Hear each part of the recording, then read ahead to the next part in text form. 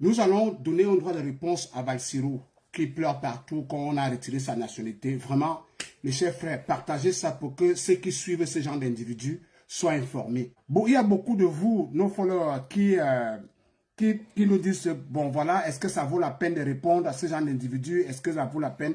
Je vous dis, mes frères et sœurs, on se tue pendant longtemps. Et c'est parce qu'on se tait que c'est le mensonge et la manipulation de ces gens prospèrent. Maintenant, il n'est pas question ici de les faire la publicité. Il est question ici de rétablir la vérité parce que nous recherchons à redorer l'image de notre pays que ces gars sont en train de déchirer dans tout le monde entier. Donc, nous allons dire la vérité et rien que la vérité sur exactement ce qui se passe avec Valsirou. Valsirou, je ne sais pas, parfois les gens qui les suivent, je ne sais pas si on les change de cervelle, je ne sais pas comment ils font pour croire à ce genre de personnes. Nous allons rétablir la vérité sur l'affaire Valsirou, sur l'affaire du passeport de Valsirou. Si nous avons pris l'initiative de le faire constamment, de répondre à ces gens, surtout Valsirou et Dupont-Aimé-Ngonon, ce n'est pas parce qu'on les aime, ce n'est pas parce qu'on les déteste, ce n'est pas parce que c'est parce que la communauté internationale et les Camerounais qui les suivent doivent comprendre et connaître la vérité. C'est de ça qu'il est question. On n'est pas là pour les faire la publicité. Ce n'est pas la publicité. Parce que nous avons reçu toute la vérité sur le problème de passeport de Valsirou et nous allons vous rétablir la vérité. Et c'est de ça qu'il est question. Et ne mettez pas les têtes de mort sur Kouété. Qu'est-ce que vous attendez d'un nom comme Kouété? Quand vous voyez un nom Kouété, la seule chose que vous devez faire, c'est de prendre toutes les photos qui sont sur sa page, tout ce qui est sur sa page. Ne l'insultez pas. Parce que quand vous voyez le nom Kouété, vous vous attendez à quoi? Vous attendez qu'il dise quoi?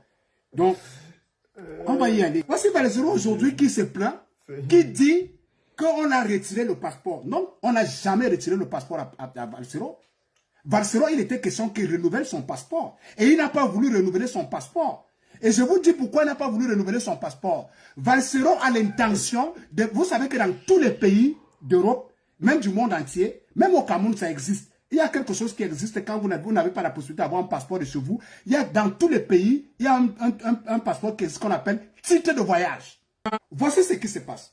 La nouvelle donne des passeports au Cameroun aujourd'hui se fait en 3 étapes. La première étape, vous allez sur le site pour l'enrôlement, le site de la DGSN. Il y a la deuxième étape, la deuxième phase de ce passeport-là. Il y a la deuxième phase qui doit se passer à l'ambassade.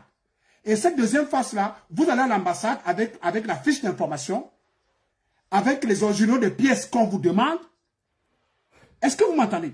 Il faut qu'on se comprenne bien. Je vous dis bien, le mensonge là doit s'arrêter. La manipulation de ces gens comme le Valsirou doit s'arrêter. Les Camerounais doivent comprendre la vérité. La vérité, c'est que, et la deuxième étape, ça se passe à l'ambassade. Et à l'ambassade, vous devez aller avec la fiche d'information et retenez bien ce que vous dites, écoutez bien ce que je vous dis. Et vous devez partir avec les originaux des pièces demandées pour la prise de paramètres et la validation de votre dossier. Les pièces originaux. C'est ça. Et Valsirou n'avait pas toutes ces pièces-là. Il n'avait pas toutes ces pièces en original. Il n'avait pas. Valsirou n'avait pas. S'il avait, quand Valsirou vous pose, Valsirou vous pose sur Internet, le complément, le complet de son dossier qu'il a demandé, quand il est parti à la deuxième phase.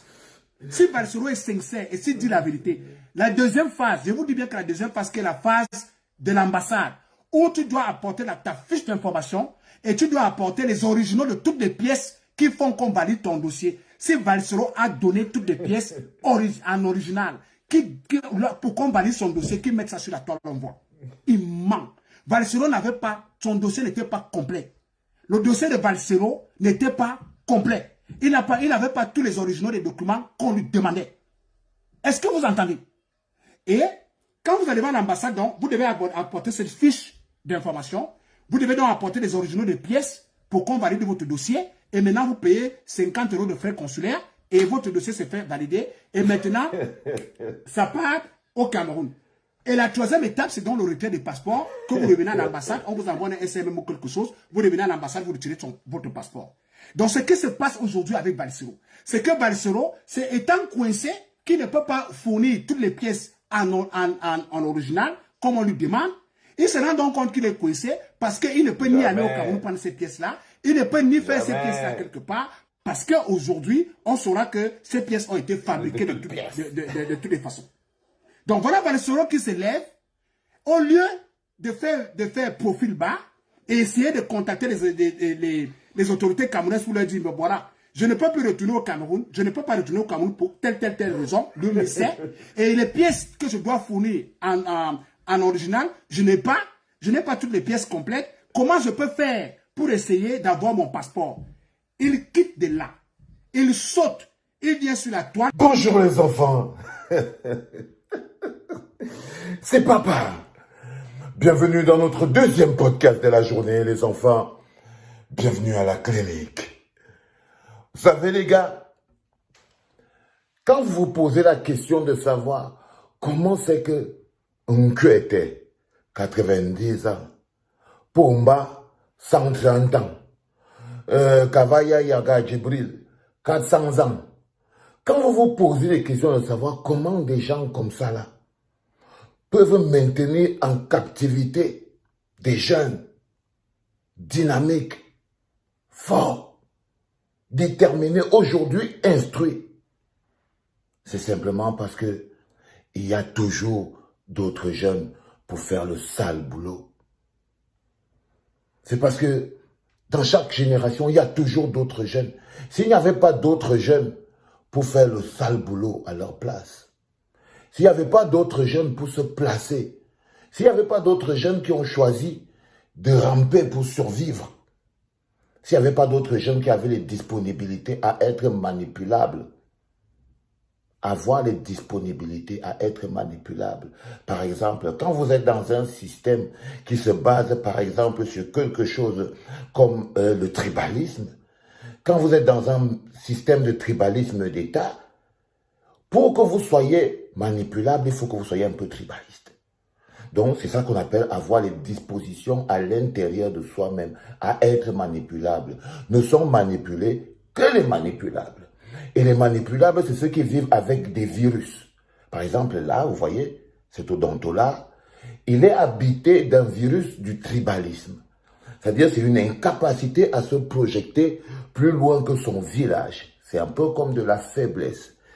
Et tout d'un coup, il ne voit le monde que sous le prisme de son village. Et du coup, il devient un matériel humain facilement utilisable par des gens qui ont besoin de se cacher, qui ont besoin de cette force-là, par des gens qui ont la capacité à manipuler ce type d'émotions. Donc, par exemple, le repli identitaire, la survie par la tribu, la faiblesse, la faiblesse. La survie par la tribu. Donc, cette vidéo, c'est d'abord pour que vous ayez des réponses, pour que vous compreniez que non, ce n'est pas eux, les vieux qui sont là-bas en haut, qui sont forts. Et ce n'est pas eux qui sont forts. Ce sont ces jeunes corruptibles et corrompus, affamés et assoiffés. Ce sont ces jeunes-là qui présentent des signes de corruption ouverte, des signes de faiblesse, parce que pour aussi qu'on te manipule de cette manière, pour être ce genre, il faut que tu aies beaucoup de faiblesse. La particularité des tribalistes, c'est qu'ils sont d'abord faibles. Vous voyez ce que je veux dire? C'est-à-dire leur capacité à être des hommes pleins internes, c'est que le tribalisme comble beaucoup de manquements. Des manquements intellectuels. Vous savez, parfois quand on voit un gars qui dit qu'il est un intellectuel, mais il est un tribaliste, c'est qu'il est arrivé au niveau de l'intellectualisme où sa limite est arrivée tant il a plongé au tribalisme. Pour continuer de survivre, c'est la bouée de sauvetage des faibles. Le tribalisme, c'est la bouée de sauvetage des faibles. C'est la bouée de sauvetage des profiteurs. C'est la bouée de sauvetage des gens qui pensent qu'ils peuvent survivre, pas par le travail, mais par la tribu. Qui ont vu en la tribu une zone de confort dans laquelle ils peuvent grandir. Qui ont trouvé dans la tribu le partenaire idéal. Et qui ont réussi, parce que quand tu fais le repli identitaire et que tu fais le repli dans la tribu, tu réussis directement à identifier le responsable de tous tes malheurs. Parce que c'est aussi ça. Parce que quand tu fais le repli dans la tribu, tout le reste apparaît comme des menaces. Dès que vous faites le repli tribaliste, le repli de la tribu, ça veut dire de manière psychologique, le reste en face apparaît direct comme étant des menaces pour vous. Parce que vous avez déjà circonscrit votre petite appartenance à votre petite tribu dans une entité beaucoup plus vaste. L'une des raisons pour lesquelles ce système a perduré, regardez même en politique. Vous voyez, il y a des jeunes qui chaque fois réussissent à jouer le rôle du système, à être ces jeunes disponibles, utilisés et manipulables et manipulés par le système pour pouvoir anéantir les efforts des autres jeunes. On les appelle les jeunes républicains. Ils disent défendre les institutions. Non. Ils ont le prétexte. Ce sont ces jeunes républicains défendeurs des institutions. Quand vous défendez des institutions tribales, une institution, quand vous défendez des institutions tribales, vous êtes tribaliste. Quand vous défendez les paramètres d'une république tribale, vous êtes tribaliste. C'est ça qui est la vérité. Donc, ce bonhomme, en fait, dans la clinique d'aujourd'hui, c'est odontologue bas de gamme, il nous sert, parce qu'il est ici là comme un cobaye, pour expliquer l'un des mécanismes les plus importants. Comment c'est que ceux-là, qui sont d'une autre génération, qui tiennent à peine debout, qui ne peuvent même plus choisir eux-mêmes leurs médicaments, comment ils font pour maintenir des jeunes forts, dynamiques et courageux? C'est parce qu'ils ont réussi à trouver d'autres jeunes pour faire le sale boulot à leur place. Des jeunes mentalement faibles, des jeunes spirituellement corrompus, des jeunes totalement attardés et des jeunes emprisonnés qui se sont repliés dans la tribu pour survivre, pour se donner une place dans le monde. Ils se sont dit, autant mieux faire le repli identitaire. Vous avez compris quelque chose? Est-ce que l'exemple et l'illustration, ça vous parle? Parce qu'il espère quelque chose. Hein. Il n'est pas le premier, on a déjà connu ce genre de bonhomme.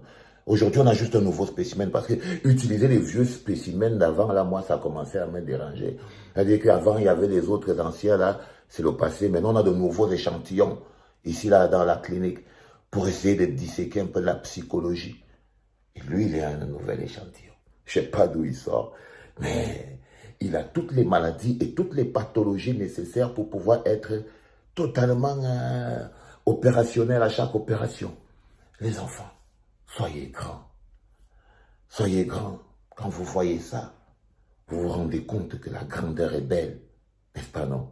Quand vous-même vous voyez, vous sentez que... Donc, non. Mais la réponse est dans la question.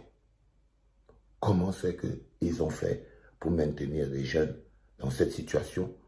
Pas simplement parce qu'ils ont réussi à trouver d'autres jeunes suffisamment corrompus pour faire le sale boulot à leur place. C'était papa.